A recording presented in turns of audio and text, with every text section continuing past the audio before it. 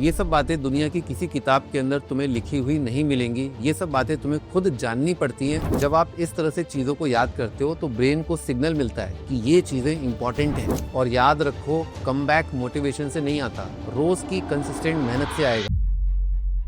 क्या आपका भी जनवरी अटेम्प्ट वेस्ट हो गया है? क्या आप इस बार भी अपना बेस्ट अटेम्प्ट नहीं दे पाए और अप्रैल में पूरा प्लान है कि इस बार एक स्ट्रॉन्ग कमबैक होगा? तो ये वीडियो दोस्तों मैंने सिर्फ आप लोगों के लिए बनाया है। देखो, हर साल जनवरी शिफ्ट के अंदर हजारों ऐसे बच्चे होते हैं जो जनवरी शिफ्ट में एवरेज स्कोर ही ला पाते हैं, पर अप्रैल अटेम्प्ट तक अपना स्कोर 10x टाइम्स इम्प्रूव कर लेते हैं। न तो यहाँ पर कोई काला जादू काम करता है, न ही यहाँ पर कोई लेडी लक। ये सिर्फ और सिर्फ एक चीज की बदौलत होता है, वो है तुम्हारी 12 घंटे तक लगातार प्रॉपर रूटीन के साथ पढ़ाई। आपकी प्रॉब्लम ये नहीं है कि आप स्मार्ट नहीं हो, आपकी प्रॉब्लम ये है कि आप रैंडमली पढ़ाई कर रहे हो। कभी मोटिवेशन में आकर के बहुत ज्यादा पढ़ाई कर लिया और कभी बिल्कुल नहीं। और मेरे भाई, जब एग्जाम प्रिपरेशन का रूटीन आपका रैंडम होगा तो रिजल्ट भी रैंडम ही आएगा। अच्छी और खुशी की बात तुम्हारे लिए ये है कि अप्रैल अटेम्प्ट के अंदर तुम एक अच्छा स्ट्रॉन्ग कमबैक कर सकते हो, पर अब तुम्हें पढ़ाई मूड और मोटिवेशन के भरोसे नहीं,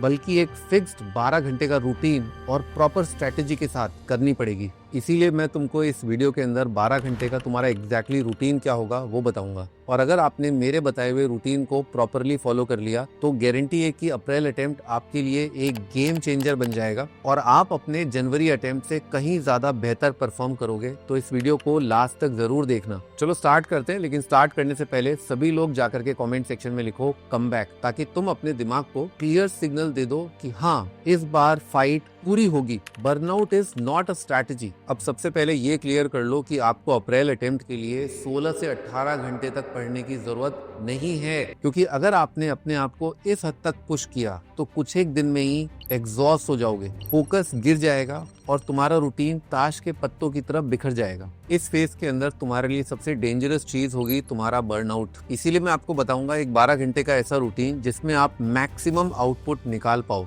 इससे न सिर्फ तुम्हारे मार्क्स बढ़ेंगे बल्कि कॉन्फिडेंस भी बूस्ट होगा, और वही कॉन्फिडेंस एग्जाम से पहले सबसे जरूरी होता है। तो चलो देखते हैं दिन का पहला और सबसे powerful comeback. Block 1, morning concept attack, 6 AM to 9 AM। सुबह का टाइम सच में सबसे ज्यादा पावरफुल होता है, क्योंकि इस वक्त दिमाग फ्रेश होता है और फोकस नेचुरली बेटर होता है। इसीलिए मैं हमेशा अपने बच्चों को कहता हूँ कि सुबह का टाइम अपने सबसे टफेस्ट सब्जेक्ट को दो। अगर मैथ्स टफ लगती है तो मैथ्स पढ़ो, अगर फिजिक्स में रोटेशन टफ लगती है तो रोटेशन पढ़ो, केमिस्ट्री के अंदर फिजिकल के न्यूमेरिकल्स या ऑर्गेनिक केमिस्ट्री के अंदर कंफ्यूज करने वाले रिएक्शन मैकेनिज्म, जो भी तुम्हें टफ लगता है या डिफिकल्ट लगता है उसे सुबह के टाइम पर पढ़ो। इस टाइम पर यह भी ध्यान रखना कि हैवी और लॉन्ग लेक्चर्स नहीं देखने हैं, लेकिन हाँ, अगर कॉन्सेप्ट के अंदर प्रॉब्लम हो रही है तो 1 शॉर्ट लेक्चर देख सकते हो। फिर इसके बाद इंपॉर्टेंट फॉर्मूलेज याद करो और प्रैक्टिस प्रॉब्लम या PYQs लगाओ। आपका गोल सिंपल होना चाहिए कि हर दिन अपने को कम से कम एक वीक टॉपिक को स्ट्रॉन्ग में कन्वर्ट करना है। जब दिन के शुरुआत में ही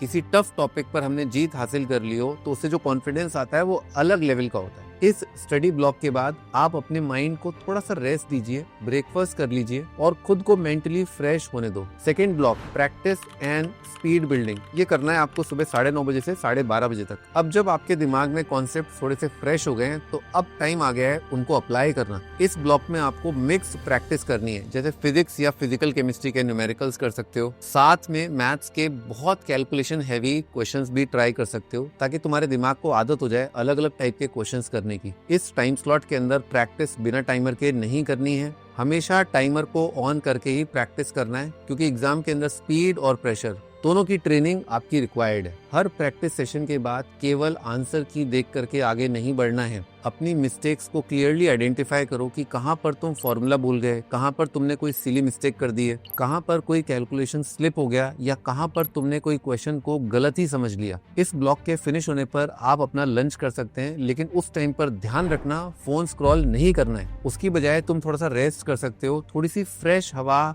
बाहर जाकर के ले सकते हो, ताकि नेक्स्ट स्लॉट के लिए तुम्हारा दिमाग रेडी हो जाए, फ्रेश रहे। अब चलते हैं अपने तीसरे ब्लॉक पर उससे पहले अगर आप अपने ड्रीम कॉलेज के अंदर जाना चाहते हैं तो इस YouTube चैनल को अभी सब्सक्राइब कर लो, क्योंकि मैं यहाँ पर आपके लिए ऐसी ही बहुत सारी यूजफुल वीडियोस लेकर के आता रहता हूँ।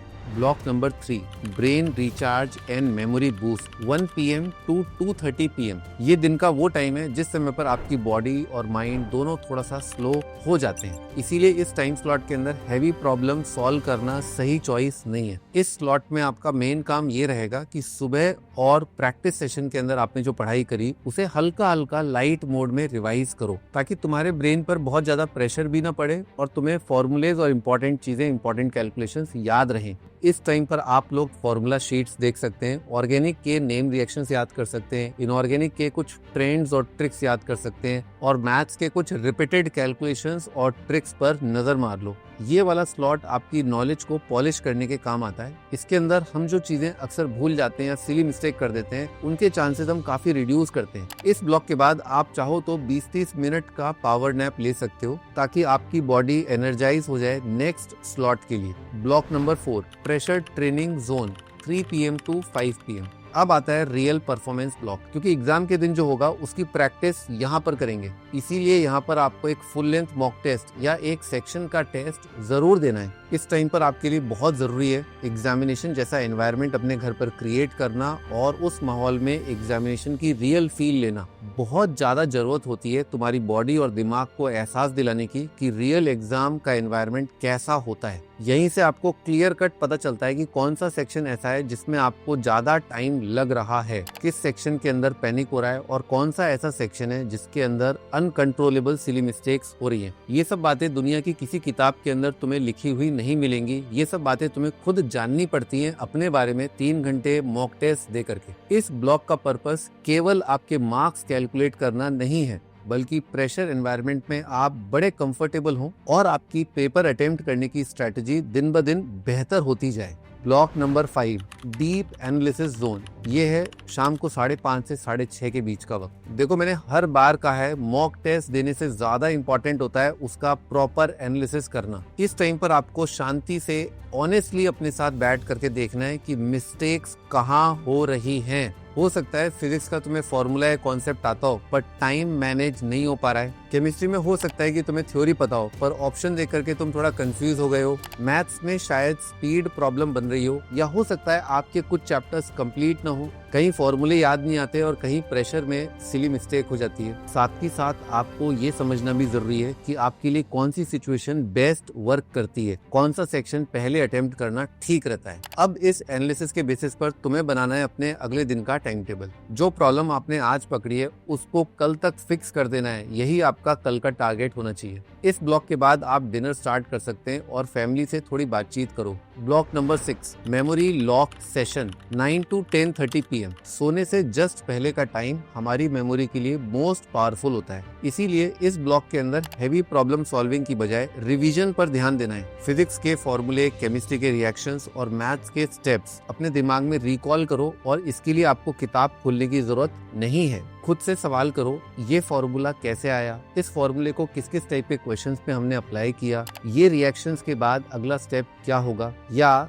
इस टाइप के क्वेश्चंस के अंदर पहला स्टेप क्या होता है। जब आप इस तरह से चीजों को याद करते हो तो ब्रेन को सिग्नल मिलता है कि ये चीजें इंपॉर्टेंट हैं और इससे आपकी मेमोरी स्ट्रांग होती है। इस टाइम स्लॉट के अंदर प्रेशर मत लो, बिल्कुल कामली रिवाइज करो और फुल कॉन्फिडेंस के साथ अपना डे एंड करो। फिर तुम जल्दी से सो जाओ ताकि तुम्हारी अगले दिन सुबह टाइम पर नींद खुले, ताकि नेक्स्ट दिन तुम्हारा दिमाग फ्रेश रहे और फोकस अच्छा मिले। याद रखो, प्रॉपर स्लीप का मतलब है बेटर कॉन्सेंट्रेशन और बेटर कॉन्सेंट्रेशन का मतलब है बेटर परफॉर्मेंस। अब बात करते हैं उन 3 बड़ी मिस्टेक्स की जो आपके रूटीन फॉलो करने के बाद भी आपकी रैंक को गिरा सकते हैं। सबसे बड़ी गलती होती है रिसोर्स हॉपिंग। रोज आप चेंज कर रहे हैं अपने टीचर, अपनी PDF, अपनी स्ट्रैटेजी को। इससे पढ़ाई बिल्कुल क्लियर नहीं होती बल्कि कंफ्यूजन और ज्यादा क्रिएट होता है। सच ये, एक ही रिसोर्स को बार बार अपन रिवाइज करते हैं तो उससे मास्टरी आती है। दूसरी गलती एस्पिरेंट्स ये करते हैं कि अपने स्ट्रॉन्ग सब्जेक्ट्स को ही ज्यादा से ज्यादा पढ़ते हैं और अपनी वीकनेस को इग्नोर करते ही रहते हैं और एग्जाम में वही वीक सब्जेक्ट आपकी रैंक को खत्म कर देता है। इसीलिए मैं अपने स्टूडेंट्स को हमेशा कहता हूँ कि सबसे पहले होमवर्क करो तो अपने वीकेस्ट सब्जेक्ट का, चाहे वो फिजिक्स हो, चाहे केमिस्ट्री, चाहे मैथ। और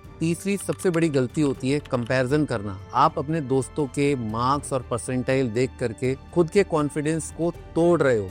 याद रखो, आपका असली कंपटीशन सिर्फ अपने आप से, किसी और से नहीं। आप अपने कल वाले वर्जन से थोड़ा सा बेटर हो जाओ, यही आपका गोल होना चाहिए। तो बच्चों, अगर आप अगले 60 डेज इस 12 घंटे का डेली रूटीन फॉलो कर लेते हो तो अप्रैल अटेम्प्ट के अंदर आप अपना बेस्ट स्कोर निकाल लोगे। फोन का यूज आप केवल तभी करें जब आपको कोई अर्जेंट काम हो। इसके अलावा पढ़ाई के टाइम पर फोन को दूर ही रखना या स्विच ऑफ ही कर देना, क्योंकि सच बोलो तो आज के जमाने के स्टूडेंट का सबसे बड़ा दुश्मन उसके हाथ में उसका फोन ही है। एक छोटा सा व्हाट्सएप नोटिफिकेशन भी आपका पूरा फोकस, लय ताल बिगाड़ देता है। और याद रखो, कमबैक मोटिवेशन से नहीं आता, रोज की कंसिस्टेंट मेहनत से आएगा। आप जनवरी अटेम्प्ट को अपना ट्रेनिंग मैथ समझो, फाइनल अभी बाकी है और अप्रैल में आप एक शानदार कमबैक कर सकते हो। अगर ये वीडियो आपको हेल्पफुल लगी तो लाइक और शेयर करना मत भूलना और चैनल को सब्सक्राइब कर लो। मिलते हैं नेक्स्ट वीडियो के अंदर।